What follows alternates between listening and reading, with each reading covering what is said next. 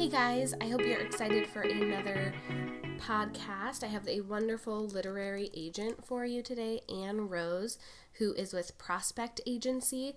She's going to tell us all about herself, her journey. She's like a jack of all trades. She's an author and an agent, and so she kind of has seen and can see both sides of the industry, but also relates, to us as authors and to the agent side. So she's going to give some amazing tips, lots of, good no-nos and things to not do. But also, we talk about how agents get rejected too and how they feel that same sting of rejection that we do, just in a different way. So she is a wonderful one to listen to, and I hope you guys enjoy it.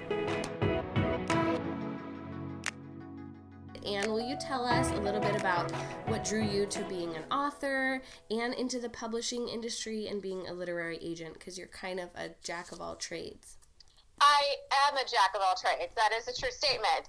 I think what really brought me into this world was years ago, I have a teenage niece. I mean, she's still a teenager, but years ago when she was a younger teenager, she loved to read. She was just a vivacious reader, but her friends weren't. And so she just wanted someone to read books with her so she could have conversations about these characters and these worlds that she visited. And so she's like, Auntie, will you read these books with me? And they're all YA books, of course. Yeah. And so I was just like, oh, yeah, absolutely. So you just tell me what to buy and I'll buy it. And so I would buy the books and she would read them and we would read them together and have our own little book club. And it was great, and I really enjoyed the age group. It's been a long time since I've read YA books. So one day she called me and she's just bawling, just crying because her favorite character dies in a book. Oh, and no. I won't say who it is, but I'm sure there's guesses out there, and it's probably exactly what you think. And so I was like, you know what, I'm going to write you a book. And so that's what I did, is I wrote her a book. And in that process, I was like, well, if I'm going to write a book, I should probably learn about publishing. So while I had my full-time job, I decided to get an internship with an agency, and I started working, after my day job with them and learning about it and just trying to figure out about publishing. And when my job was eliminated a few years ago, I decided just to kind of dive with both feet in to this world. Wow. So that's the long version of the story. That's such a unique, I feel like, story though, because most of the time, especially being a literary agent, people go to school for publishing and all that stuff, but I love that it was a book club with your niece, and it was. That's so awesome. And I do think that coming from a corporate world has given me a different perspective on publishing and just how to approach things. It's definitely a unique way, because my communication style, I think, meshes really well with what authors, I think, especially like to see. Yeah. So, because I'm very responsive. You email me, and I usually will immediately email back. If you don't hear from me within 24 hours, it's probably because I'm dead. Well, that is definitely something that authors appreciate, because the publishing is such a slow industry that I'm sure they love any kind of prompt response. Right, and that's kind of it's just how it was in my corporate world. In my corporate life, it was emails were hot potato. Yeah. So if you didn't immediately send that potato out, you did not want to be caught with the potato. No. And so I kind of took that role into this world. And so I almost feel bad sometimes because I see other agents or editors even, and they're like, I have 5,000 emails, and I'm like, oh my gosh, just call me, I'll help you. This is my jam. I know how to manage an inbox. Yes. I can get you on it, man. So when I worked in a corporate job, that was the same thing too. It was you didn't want someone to ask you, have you not responded to that email yet? It was always manage your emails first, get them done, get them out of there. Yeah, absolutely, right? As soon as, and even if you can't finish it, you're absolutely seen this, I'll get right on it, and you send it back so they know that it's done. So yes, hot potato, get them out. I love it. Well, my next question, so you had this book club type of thing with your niece, but I'm assuming you were a book lover before that. Can you tell us a little bit about how your love for books began? I don't think it was a traditional when you hear these stories about agents and writers who are I love books forever and I was going to be a writer. It was never really like that for me. I would hide in my room to read books. didn't want anyone to know I was reading. I don't know why. I think it was because my sister was like the studious one, and so I was always, she liked to call me the dull pencil, so I kind of felt like embarrassed by, I know, that sounds silly now, but you know, when you're a kid, it makes sense. Yeah. So I guess that it's a little different for me, but I used to love those like choose your own adventure stories because it really allows you to be, it's like almost like you're the writer almost, you know, like you get to choose what happens to the characters. So I guess maybe subconsciously I knew someday I would do this. I don't know. I loved those books, but did you ever find yourself, like, you would make a wrong decision and then be like, oh, wait, I'm going to go back and see, like, what would have happened if I'd chosen the other path? Of course! And that's what I loved about them. Like, you could be like, oops, nope, don't like this. Let's go back the other way. Yeah. I mean, you're still, like, in control of this world, and I think that's what makes it so dynamic and fun. Yes. So I wish we did more of those today. Yes, I wish we did, too. Those were the best books. Well, and I want to get into some query questions because I know people love talking, people love talking about queries. Authors don't necessarily love to query, but they love to get information about them. So my first question about queries is, do you think queries need to stick to the specified formula? Now, that's not like your agency's submission guidelines because those should always be followed, right? But this is like, the basic template of a query and what it should include and not being, gimmicky with it, I would say. I am going to answer that yes, I do feel like it should follow a formula.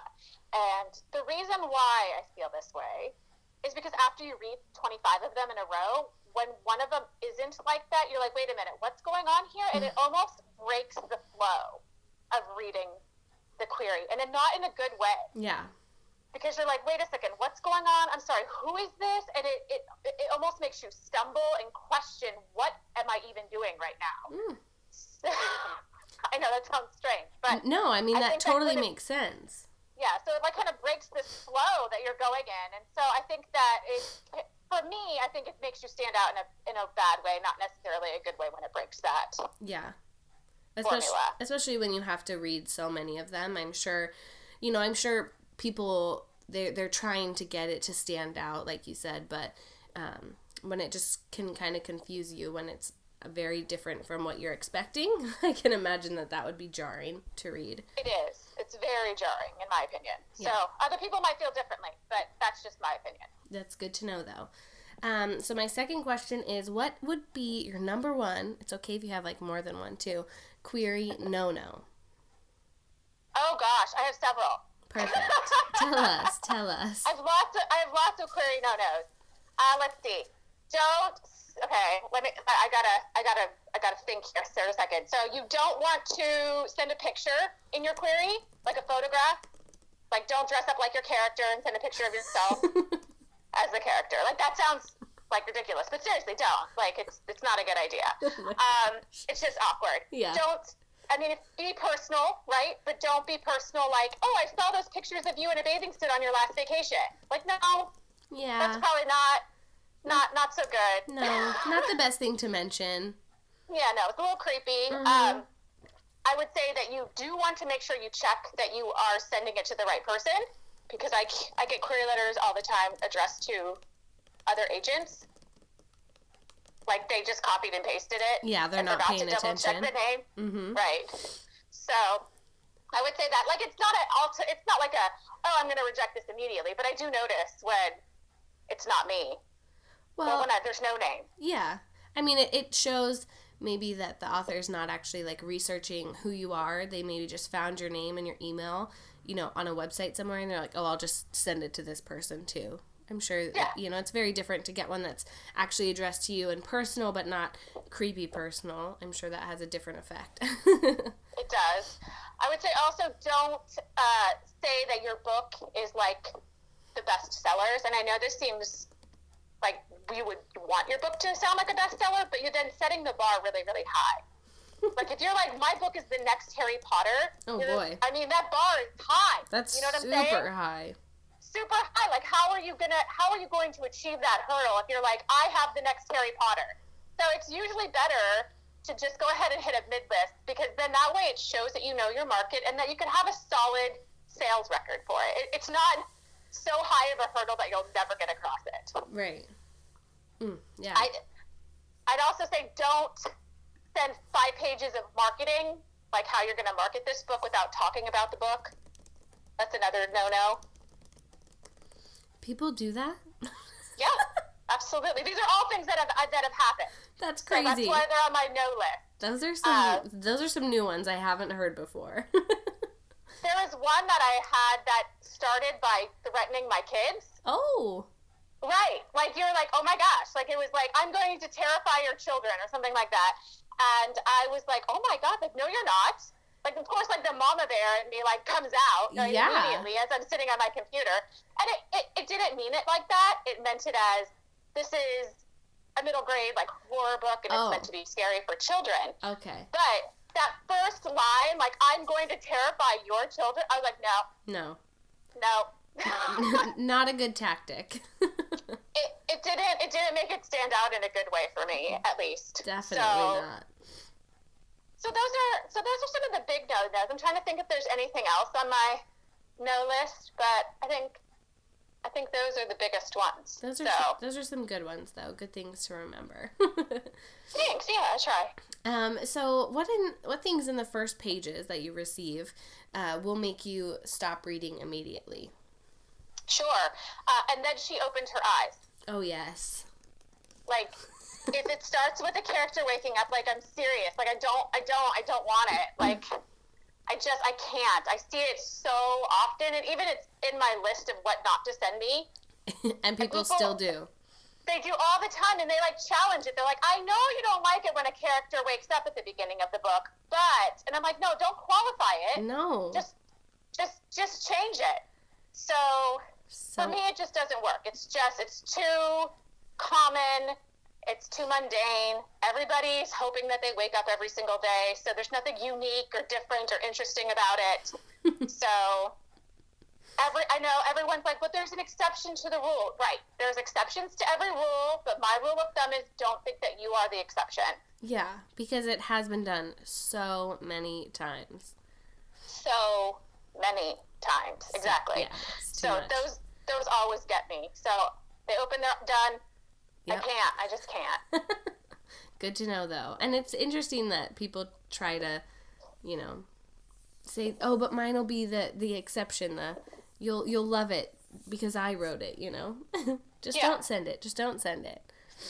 Yeah, I mean, I can't think of any story that I've asked for. I can't think of a manuscript that I've asked for that started and my character woke up. Yeah. So it's just not if that's how you want to start your story, great, do it, go for it. That's your story, you tell it the way you want, but I'm probably not the right person for it if that's the way you want to start your story. Yeah. That's a hard one. That's a tough sell for me too. So yeah. Other things that I don't like, animal cruelty. So I won't do with that. So if the dog dies, it's not my jam. Nope. Graphic violence or rape scenes. Not into that. And especially like in the first pages, and you're probably not okay with it at all in the book, but to have it in the first pages can be like super jarring when you don't know these characters or what's going on. That's always a lot. Absolutely. And I mean, I know that it's always a comment to say you need to start with action. But action doesn't necessarily mean that you need to start with, like, a sword fight or a car chase or someone detonating a bomb, right? Action just means that your main character has agency over something and they're trying to achieve it, whatever that agency will be. And if it's the more compelling it is, the better. So a character wanting to take a nap, let's say, it's a goal, right? But probably not the most exciting goal, right? Yeah. So it's just the idea that giving the character something that they're trying to work towards in those first couple pages allows the reader to kind of fall into the world and also get engaged with them. Yes, that's a perfect way to put it. Because I do think a lot of people, and I've done that too, when writing, you want to start with like something super action-packed, but that can be a really confusing way sometimes to bring people into a new world. Yes. Yeah. And I will also say, because the first page is dialogue. I think dialogue is a really hard way to start a manuscript as well. Because you don't know who the characters are yet. Yeah. And so I like to challenge everything with the coffee shop test, right? So the coffee shop test is, if this is a line that was muttered in a busy coffee shop, would it make you stop and listen? So I think that's important. So if your opening line is, "Hey, how are you?" Not something someone in a coffee shop's going to stop and listen to. No. But if your first line is, "Oh, I think we're going to have to break up," you're like, "Oh, excuse me, I'm sorry, what are they saying?" Right. I need to live tweet this right now. Right. Exactly. So if it's something that would make you stop what you're doing in a busy coffee shop to listen, it can be I think it works more effectively as an opening line for dialogue. Otherwise, it's just better to ground the reader, set the scene, and then drop us in with the characters. Yes, that is a great one. Great advice on that. I've never heard that before, like, put that way, but that's awesome to think about. Well, it's definitely not something I came up with. I know that I read it somewhere else. Yeah. So whoever the originator of that is a genius. Thank you. We'll give them Whoever credit. You are, yes. we give you credit. Yes. Now, it was not me, but I did take that one, and I kept that one. I kept that one in my back pocket. So. Yeah, I like that one. Are there any others you want to mention? Trying to think. We're talking about first pages still? Yes. I think that I had tweeted about the other day about the waking up, and someone mentioned, well, how many people start with the weather? And I think that's also a good thing to point out that is also very commonly used. Yes. So just something to be aware of. Good things. It's not always a bad thing, but for me, it won't make me immediately stop reading. Yeah. But it is very common. It is super common. It's probably always, if you Google, how not to start your book, those two are definitely on every single blog post and website about it. Absolutely, yes. I think that's a good way to start, too, is just start by Googling how not to start a novel, how not to write a query letter. Yes. Maybe those are good starting points. Very good starting points. Google will help you in those respects. Absolutely. You have the entire world. I tell my kids all the time, you have the entire world literally at your fingertips. There's no reason why you can't get the information that you're seeking. Yes. So... And sometimes you don't even have to use your fingertips. You can just ask your phone and it will tell you. I know. Crazy. That little person living inside there, the little gremlin or whatever they are. I know. They're sometimes a little bit creepy, though. My phone I went to, like, a restaurant this weekend and then came back home and it was, like, popped up and it was like, how was your dinner at blah, blah, blah. I'm like, that's super creepy. I don't You're like, why are you stalking me? Yeah. That's not cool. A little bit too much for me. Yeah. Did they know what you ate, too? Because that would have been really weird. Right? Like, how was the... whatever I had. Chicken Parmesan. Yeah.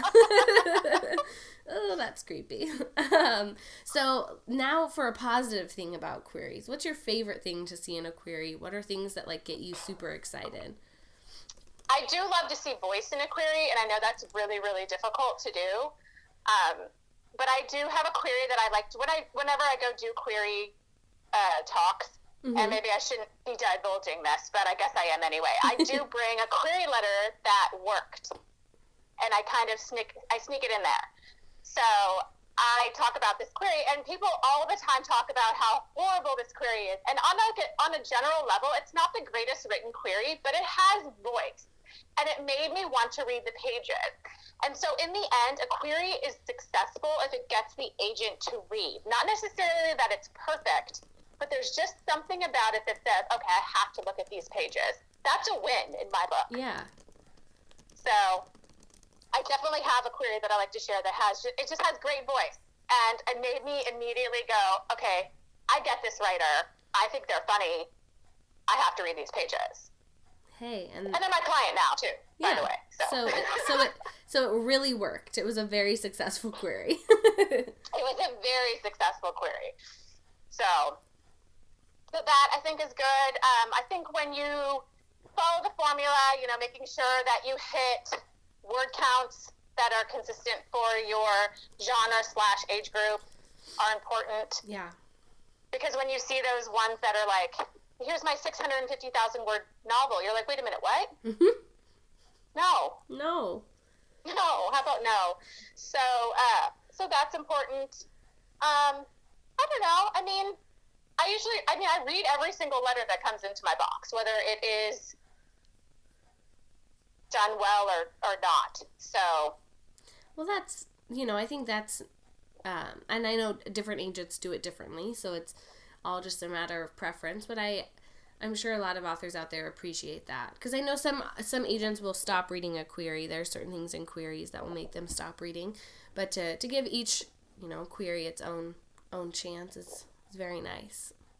I think that comes back to, like, I'm also a writer, and so as a writer, it's what I would want for myself. So I always try to be the agent that I wish that I could have. So I guess that's just kind of how I like to work my business. Well, I think I appreciate that, and I'm sure there are lots of people out there who appreciate that as well. I hope so. So my next question is a little bit on a different vein, but talking about previously self-published authors who query you. Okay. Now, hopefully they would be querying you with like a new project, not something that's been previously self-published, right? But would you have any different tips for them, or recommendations for them on how to include their past experience at being self-published in their query letter? I mean, I think first and foremost, like, don't try to hide it. Like, don't try to hide the fact that if you've already published this book before. Because I do actually get queries for previously published works, and it won't say it in the query, but ironically, there's just something about them that I get this feeling that I know that it has, and then I'll go on Amazon, and I will look it up, and I will find it. So, I don't know what it is about it, and I wish I could pinpoint it, but there's just something when I have like this sixth sense. Yeah. So I get like this, I'll get a query and I'll be like, this feels like it's been published before. So I go and I'll look it up. I actually look up at pretty much everything before I even ask for pages. Yeah. So, so I think don't try to hide it. I mean, I think there's value in self-publishing. I think there's no right or wrong way to get into the publishing world. So just be upfront about it, I think, is the most important. Be honest about it. Yeah, just be honest. Cool. I like that. Yeah. So my last query question for you, what would your overall tips or golden rules be for authors who are in the querying process right now? Ooh, golden rule. Mm-hmm. I mean, I would say do your research. I mean, that seems like... Right, like 101. Yeah, generalized advice, though.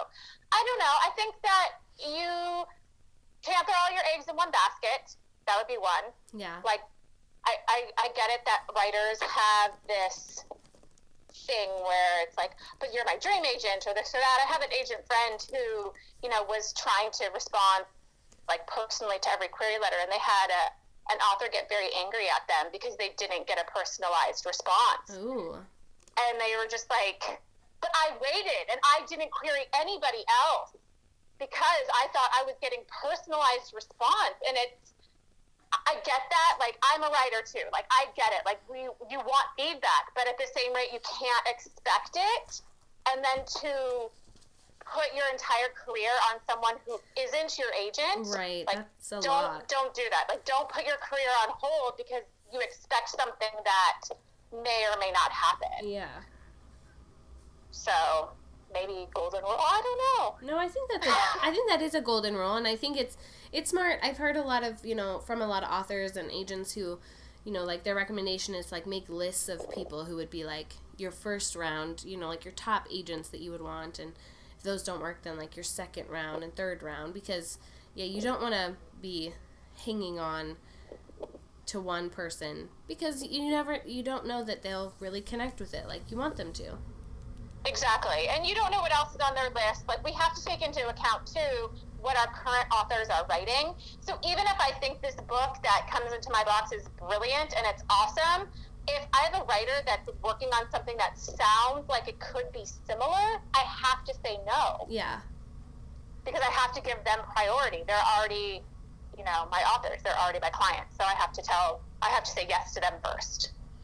And I think realizing that as you transition from writing, like, you know, which is a very solitary thing, to working with an agent and, you know, querying it, it becomes more in the business sense of the publishing industry, which can be a hard transition for authors, I think, at times, just to realize that, because it feels very personal. I think when you send a query, it's very, you're putting yourself out there and your story, and it can feel very personal when you get a rejection and whatnot. But I think transitioning your mind a little bit to like, oh, this is a business, this is their job, they have lots of things to take in account, you know, it's not just that they're, you know, trying to hurt your feelings or whatever. That can be a hard thing to realize.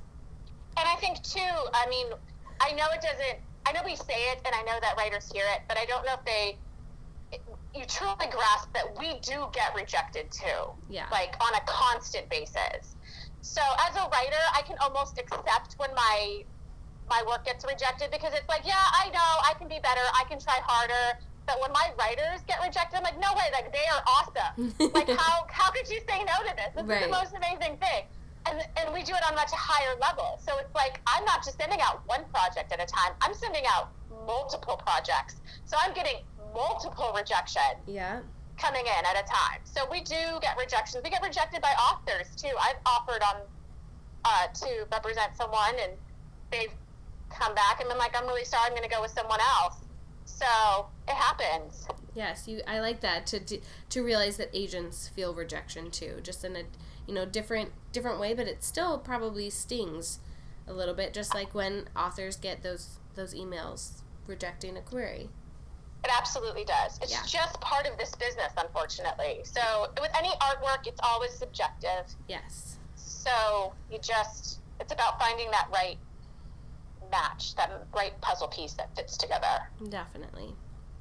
So talking about that, you know, right match and that right puzzle piece, when you have, you know, read an author's manuscript, you've looked them up, done your Google search, which I think is, you know, wonderful that, you know, you do that, and we have the ability to do that at times. You can learn a lot about people that way. But what else are you looking for in an author and a creative partner before, you know, you sign them? I always look for career raters.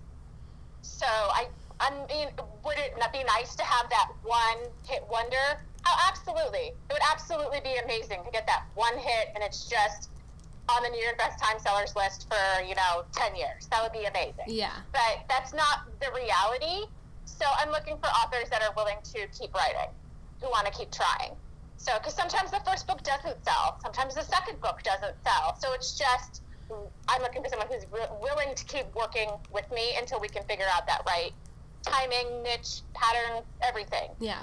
So I look for career writers. I'm pretty monogamous, so I would say.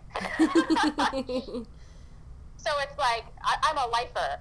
So I like to keep a hold on. I have a really kind of tight knit group of writers right now.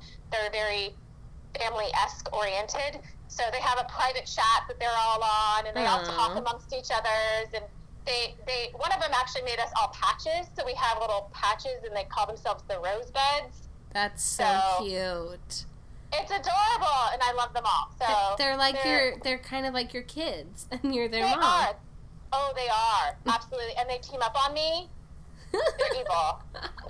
Oh my gosh. I hope they listen. They all know they're evil. They've all decided that they're all sending me their manuscripts on a certain date this year. And I was like, no. That's hysterical.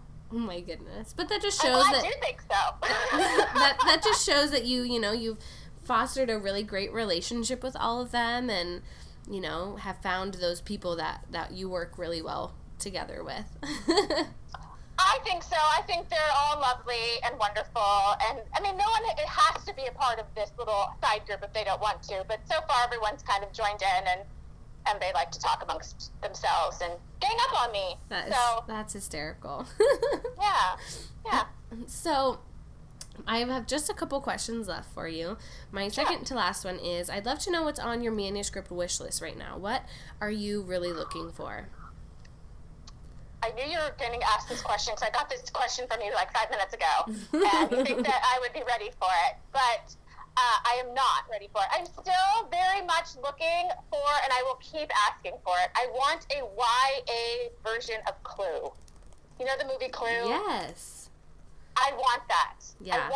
But it has to be as funny.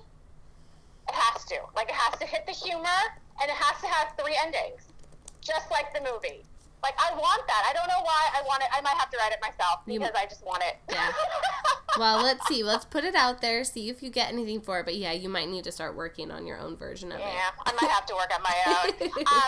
I would love more LGBTQIA books. I want more representation. I still think it would be a really fun story to have 2 girls who are running for president, like school president, who end up falling in love with each other. Oh, like that the would be super cute. enemies. So I know, right? Like, oh my gosh, I want that. I actually, just recently I've been thinking about, I think I want a book that deals with cheerleading, but not like the cliche mean cheerleaders. Like, I want to know what it's like for them as athletes. Like, it's you have to be athletic. Like, you have to be flexible and strong. Oh, yeah. And there's so many things that go into being a cheerleader. Not that I was one, by the way. but I have a lot of respect for that. And so I'm curious. I think maybe a cheerleading story would be interesting. But not like a cliche mean girl. Yeah, not cliche me, like the cheerleader's the cliche mean girl. Like, we've seen that 100 times. Give me who that cheerleader is. Like, yes. I want their depth and everything about them. So I think that would be fun. I of course am looking for more diverse voices. Like, I want you to take me to places I've never been before, and I've never been anywhere. So take me there, please, anywhere. Right? Yes. Like, I don't get to travel. So just help you travel by writing a very different book. Places you've never been. Places, I mean, real places, fake places, I don't care. Take me somewhere. I love it. Trying to think of anything else. I don't know. I mean, I have a whole page on manuscript wish list. Okay. So I try to keep that updated. I'm going to be opening up to graphic novels for author illustrators. So keep a look on that. That's awesome. We're going to be updating our website soon as well at Prospect. But if you hear this, then you can already start submitting because I'll start taking a look at those. Awesome. I love it. Well, my last question for you hopefully isn't to stumper either, but I would love to know what your favorite book is right now. Now, this is not your favorite book of all time, but just a book you've read recently that you really enjoyed. Okay, let's see. Let me get onto my library app and see what is something recently that I checked out. Yes, there you go. Sometimes I have to do that. I have to scroll through like my Kindle app and. I really loved Darius the Great is Not Okay. I don't know. Oh gosh, I think I might just accidentally press play on this book. Okay, no, I didn't. Okay, good. But Darius the Great is Not Okay, I thought was just brilliant. I loved that book. It took me somewhere new. There you go. It was gorgeous. I loved it. Awesome. The Benefits of Being an Octopus I thought was awesome as well. I just read that recently. I'm trying to see. What else have I read? Forget Me Not I thought was lovely. It's another middle grade book. I read The Alchemist recently, and it's an old book, and it was translated. And I thought that was so interesting. So that's another one. How many more do you want? Oh, The Last Bus to Everland. Ooh, that sounds cool. Yes, I don't know, Sophie Cameron, I adore her work. Her first book, which was Out of the Blue, I thought was so unique and interesting as well. So, is that a good list? That is a great list, yes. Okay. I just love that question because there's so many books out there that have already come out and that do come out, and I feel like sometimes we miss them, you know? So it's good to know what other people are reading. Absolutely. I try to read more. It's hard sometimes to read for pleasure all the time. So, especially when I read for work all day long. Right. I can definitely understand that. There's a difference between, you know, like I get a lot of ARCs for reviewing and stuff, and it's different to read those than just like a random book that I've picked up that interests me. Absolutely. And they can change too from that format. You never know. Yeah.